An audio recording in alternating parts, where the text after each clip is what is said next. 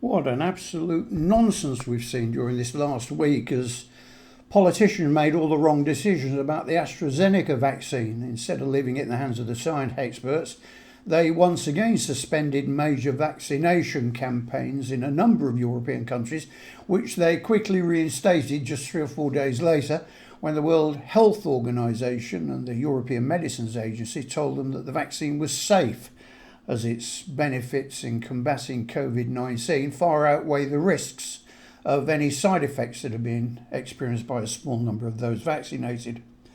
The story on page 1 gives a blow-by-blow account of last week's events.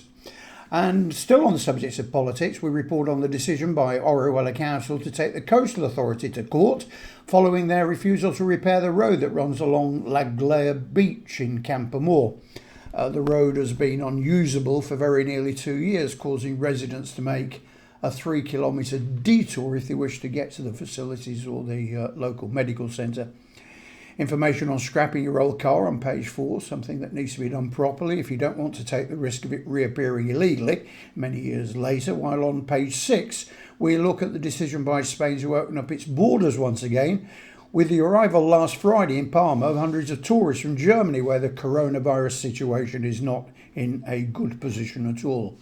With Alicante Airport about to welcome flights from 8 German cities from next Sunday, March the 28th, there are increasing local concerns once again about the management of the virus here in the Valencian community. 2 national stories in the middle of the paper, with Spain's announcement that it's to trial the 4-day working week in Madrid and the decision by Congress to allow the introduction of euthanasia in the country. The regulations will come into force in about 3 months' time after being published in the official State Gazette. Julie's blog features local entertainer B. Rumble this week, while in his You Can't Be Serious column, Bernie Kamaski recalls the amusing story, amusing if you've got a certain sense of humour, of a cat's rescue by the fire brigade some years ago, only for it to be run over by the fire tender when it drove away from the scene. He writes of the angry complaints that inundated the BBC after the newsreader at the time, Richard Baker, broke into a smile when he was reading out the story on the late night national news. We join Strictly star Vincent Simone as he celebrates his 42nd birthday at his home on Orihuela Costa. And in sport, there are features on local golf societies, amusing recollections from Ian St John, who prior to his death was a regular visitor to the area, darts from our correspondent Paul Durant, reports on weekend fixtures involving Theda and Elche, and a celebration of Torrevieja swimmer Beryl Altabas's success.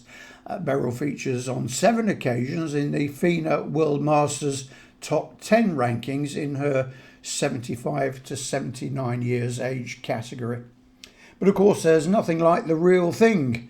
A copy of the Leader newspaper actually in your hands, so make sure that you call into one of our over 300 outlets to pick up your free copy of the Costa Blanca's oldest free English language newspaper this week. And on a final reminder, don't forget you all lose an hour's sleep next Sunday as we leap into spring. So remember to put your clock forward by that 1 hour when you go to bed on Saturday night.